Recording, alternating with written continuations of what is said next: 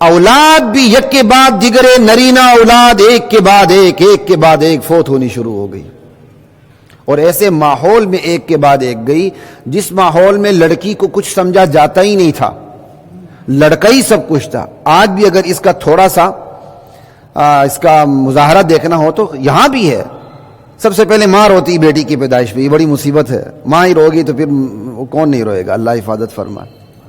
ہمارے قبائل میں چلے جائیں، چاہے سرحد کے قبائل میں چلے جائیں، چاہے گلگت بلتستان کے قبائل میں چلے جائیں، بس لڑکا ہو جائے تو ان کی خوشی کی انتہا نہیں، لڑکی کو وہ کچھ سمجھتے ہی نہیں ہے، پوچھتے بھی یہ نہیں آپ کے بچے کتنے، پھے کتنے، ہمارا وہ پھے یہ ہماری قبائلی لفظ ہے، میں کبھی کبھی طنز کے طور پر ساتھیوں کو کہتا ہوں، آپ کے بیٹے کتنے ہیں، اگلا یہ نہیں پوچھتا کئی دفعہ آپ کے اولاد کتنی، آپ کے بیٹے کتنے ہیں،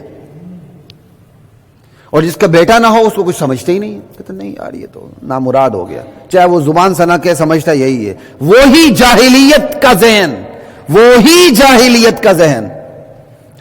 ایسے ماحول میں اللہ کے نبی کی مخالفت بھی، الزامات بھی، جو ایمان لائے ان کو بھی کھدیڑا جا رہا ہے، اور ایک کے بعد ایک نرینہ اولاد فوت ہوتی جا رہی، یہاں تک کہ حضرت ابراہیم بھی فوت ہو گیا، آپ کے آخری بیٹے جو آپ کی کنیز سے تھے، حضرت ماریہ سے،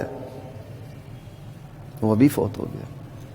تعزیت نہیں، تعزیت کے بدلے تانے ملے، پھپتیاں کسی گئیں، خوشیاں منائی گئیں کہ اب اس کا کوئی نام لیوا نہیں۔ لا الہ الا اللہ۔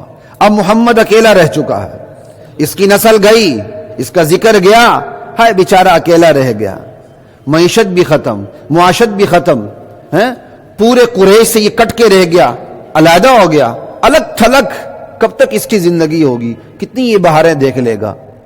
اور جو ہم سمجھتے تھے اس سے ہمیں بڑی امیدیں ہیں، یہ بڑا صادق اور امین ہے، ہمارے قوم کے کام آئے گا، اس کا تو سیاسی مستقبل بھی ختم ہو گیا۔ انا للہ و انا الیہ راجعون۔ یہ پس منظر تھا، اور اس تمام چیزوں کے لیے کم و بیش ابتر کا لفظ وہ استعمال کرتے تھے۔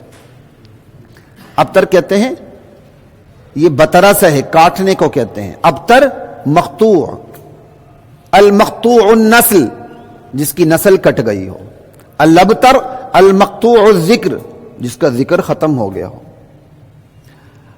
الابتر جو اپنے آوان سے، انصار سے، اپنے قبیلے سے، اپنے خاندان سے، اپنے معاشرے سے کٹ گیا ہو، ابتر جس کی کامیابی کی کوئی امید نہ ہو، ابتر جو نامراد اور بے مراد ہو جائے۔ تو یہ جو میں نے آپ کو ساری چیزیں بتائیں یہی پس منظر ہے۔ اس ابتر کے ابتر صورتحال کے اندر، ہمارے ہاں ابتر صورتحال کہتے ہیں نا اردو میں، اس ابتر کے ابتر صورتحال کے اندر اللہ فرما رہے ہیں انا اعطیناک الکوثر۔ اب سمجھ آئی بات کی؟ کوثر کی قدر تب آتی جب ابتر کا پتہ ہو، ابتر کی تشریح تب ہوتی ہے جب کوثر کا پتہ ہو۔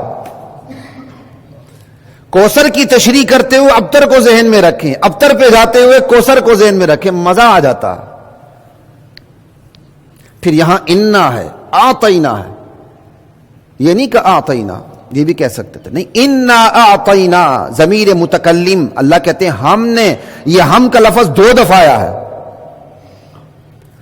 جو حسر بھی پیدا کرتا ہے، ہم ہی نے آپ کو یہ چیز دی ہے، کوثر کی نعمت عطا کی ہے۔ اور اس کے اندر تاکید کا پہلو بھی ہے کہ بلا شبہ یہ عطا کرنے والے صرف ہم ہیں۔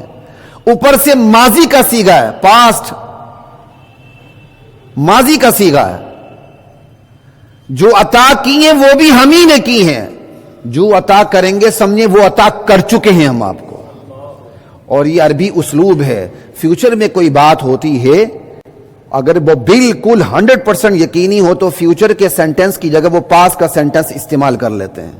تو میں نے اردو اسلوب بھی میں نے اسی طرح آپ کے سامنے رکھا کہ میرے نبی جو فیوچر میں ہم نے آپ کو دینا ہے جو کچھ، وہ بھی اتنا یقینی ہے کہ حقیقتاً سمجھ لیں وہ ہم آپ کو دے چکے ہیں۔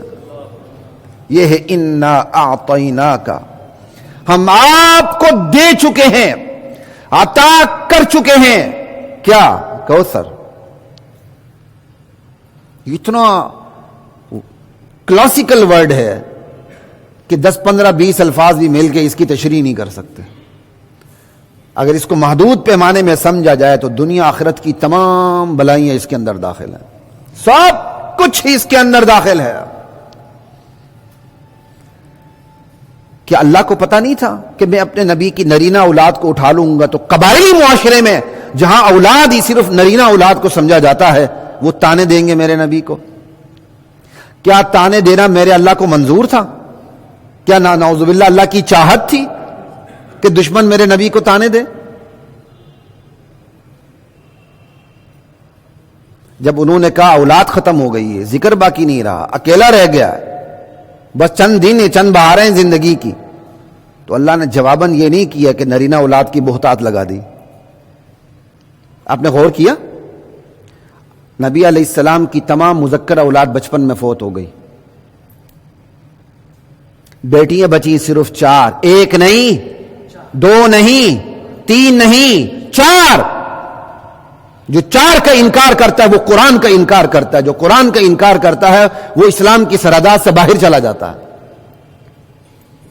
اپنے نظریات میں اپنے آپ کو اتنا پختہ کریں کوئی شیطان آپ کے نظریے پر حملہ آور نہ ہو سکے. قرآن کریم میں یا ایھا النبی قل لازواجک وبناتک، میرے نبی آپ اپنی ازواج سے بھی کہیں، اپنی بنات سے بھی کہیں. بنات جمع کا صیغہ ہے، ایک کے لیے نہیں آتا. ذو النورین کہا اس لیے جاتا حضرت عثمان کو کہ یک کے بعد دیگرے اللہ کے نبی کی 2 بیٹیاں آپ کے عقد میں گئی تھیں، اور حضرت عثمان بنو امیہ سے تھے. یہ بھی یاد رکھیے گا، ہم نے بنو امیہ کو گالی بنا دیا ہے. بنو امیہ نے جو فتوحات کی ہے نا اسلام میں، وہ کسی اور قبیلے قریش میں سے کسی کے نصیب میں نہیں آ سکی. اب کیا سمجھتے ہیں؟ بنو امیہ کے فرد کے ہاں 2 بیٹیاں اللہ کے نبی کی، یہ ایک الگ موضوع ہے، صرف میں نے اشارہ کر دیا. 4 بیٹیاں، لیکن تانا دینے کے باوجود، ابتر کہنے کے باوجود جو لوگوں نے کہا، اور قرآن نے اس تانے کو نقل بھی کر دیا، ضمناً نقل کر دیا. یہ نہیں کہا یہ ابتر کہہ رہے ہیں، کہا آپ کے دشمنوں کا حال ابتری کا ہوگا انشاءاللہ. لیکن نرینہ اولاد پھر بھی نہیں دی دوبارہ. اگر اسلام نسلی مذہب ہوتا تو آپ کی نرینہ اولاد کو زندہ رکھا جاتا، موت نہ دی جاتی. موت دی جاتی تو کوئی اور نرینہ اولاد آپ کی مزید ہوتی تاکہ اسی کام کو لے کے آگے چلتے. بات سمجھ آ رہی ہے؟ اگر اسلام نسلی مذہب ہوتا، اسلام نہ بنو ہاشم کے اندر محدود ہے، اسلام نہ بنو امیہ کے اندر محدود ہے، اسلام نہ قبیلے قریش کے اندر محدود ہے.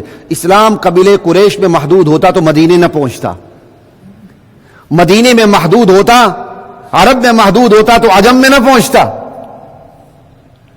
اسلام عربوں کی، بنو ہاشم کی سرحدات کو توڑتے ہوئے، بنو امیہ کی سرحدات کو توڑتے ہوئے، ارے قبیلے قریش کی سرحدات کو توڑتے ہوئے، ارے مدینے کی سرحدات کو توڑتے ہوئے، ارے پورے عرب کی سرحدات کو توڑتے ہوئے جا کے عجم میں داخل ہو گیا. یہ صحاح 6 لکھنے والے جو محدثین ہیں، حدیث کی سب سے بڑی کتابیں یہ عجمی ہیں. امام بخاری بھی عجمی ہے، بخارا کے. لا الہ الا اللہ. اسلام کے اندر اسلام نسل کے اوپر منحصر نہیں ہے. ہاں کسی کی اگر بظاہر نسل بھی اچھی ہے، تقوی کے اوپر آیا تو سونے پہ سہاگا، لیکن سونا ہوگا تو سہاگا ہوگا، سونا نہیں تو سہاگا نہیں. اصل ہے تو نسل کام آئے گی، اصل نہیں ہے تو نسل کی کوئی وقعت. نسل تو نوح علیہ السلام کی جہنم میں چلی گئی، بیٹا گیا. لوط علیہ السلام کی بیوی چلی گئی، ابراہیم علیہ السلام کے باپ جہنم میں چلے گئے، نبی علیہ السلام کے چچا ابو لہب جہنم میں چلے گئے. تبت یدا ابی لہب وتب ہم کہہ کے ثواب کماتے ہیں. تو ادھر ابتر کہا نرینہ اولاد گئی، نسل کا تانا دے دیا. اللہ نے نسل کے تانے کے جواب میں نسل نہیں دی، کوثر عطا کر دی.